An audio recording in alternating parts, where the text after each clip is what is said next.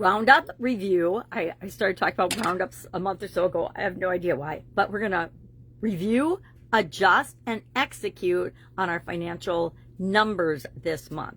Today is a day of adjusting and reviewing what's working, what's not working.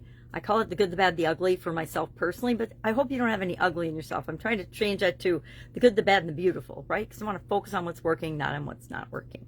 Well, today is day 88 of our Supersize Your Business Annual Challenge. It's the third to the last day. I guess we have 2 more days in the month, but I like to start collecting the information now, which is why I call it Roundup. I want to round up all my numbers. Now, I will admit I created a spreadsheet a couple of years ago, a lot more than a couple of years ago, a long time ago, to track my numbers and keep track of myself in terms of my savings, my expenses, what was coming in, and then what it was being allocated to, etc. So I have a whole Excel thing, and yes, it's still in Excel. I'm going to turn it over to a Google Doc, which is my question. If that would be something helpful to you, let me know. But I suspect you probably have someone helping you with this area and aspect of your business already if you're listening to me. But I think it's really powerful to have my own key performance indicators. The things we look at as a business are great, and that helps us to run the business. But there's also things besides that that I, as the owner, founder, want to look at as well. I want to know, how is all of this impacting me and my personal situation, right? It isn't just about the business. It's about, and again, my business isn't about me. It's for the people that I've created it for, the people that we serve, the people that I serve. I think we need to change our focus in our businesses if we really want the success that we're looking for. And that is focusing on the people we serve. And that is both our internal customers, meaning the people that are part of your team, the people that you partner with, your vendors, suppliers, etc. And then the people that we're actually serving, the people that are paying us and exchanging value with us. We're providing them with great value, and they're providing us with the money we need to operate and grow and supersize our business.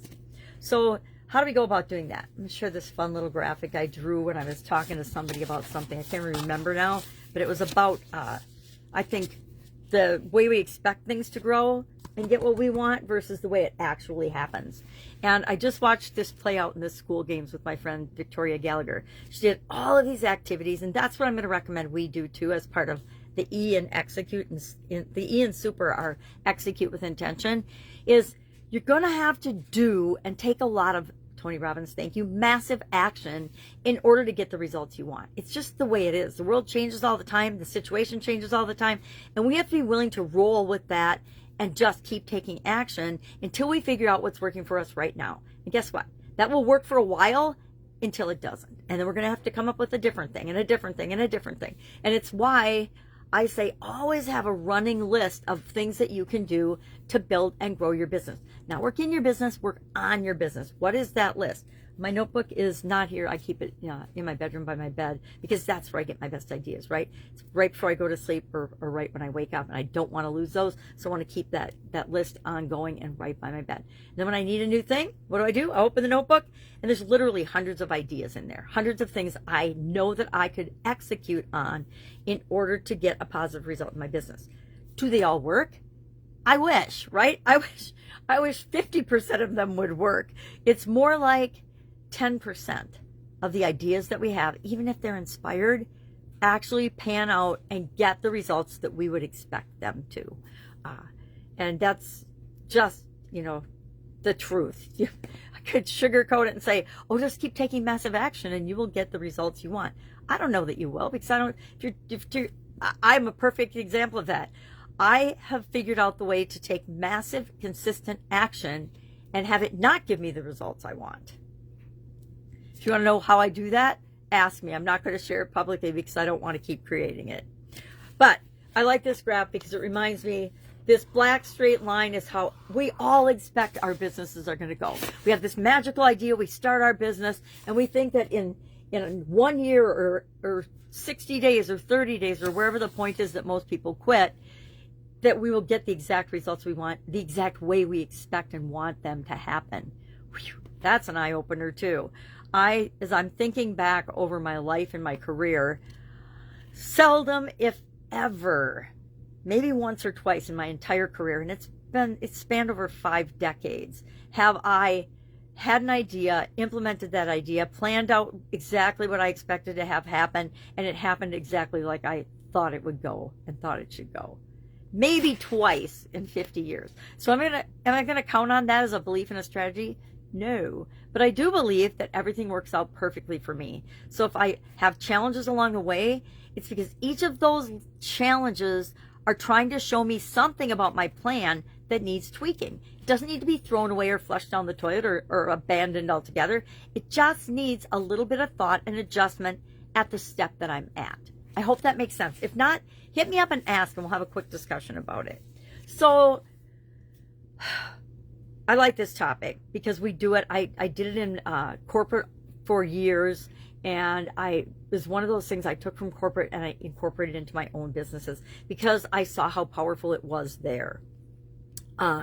We measure what matters, right? The things we measure matter. It's why I say, as an individual, as a human being, I look at different things for myself than I do for my company.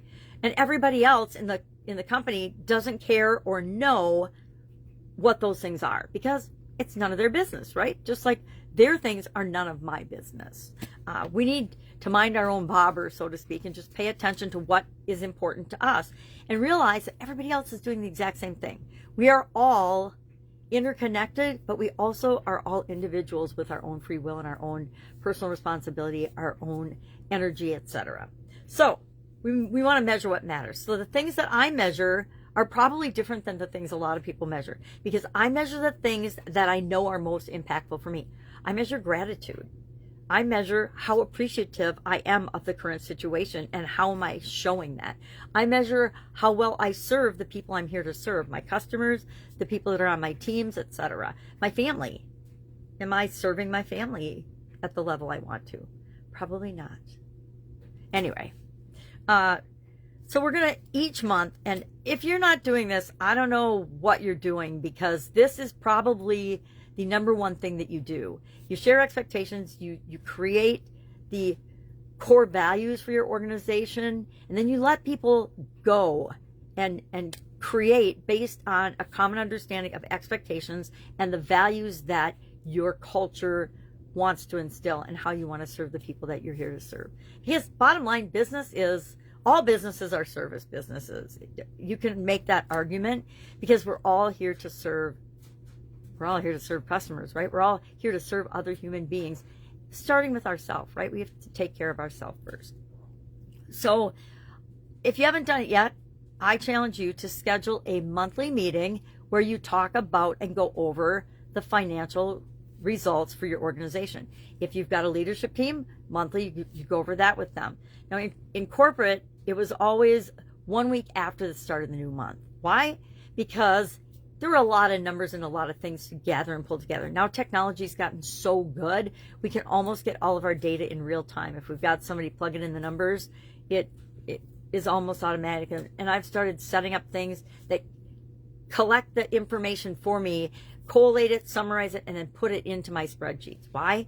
Because I can't see very well, and as life gets busier and more complicated, I am looking every single day for ways to simplify and streamline processes and the things that we do. One of the things I like to do in my businesses is periodically review all of our processes.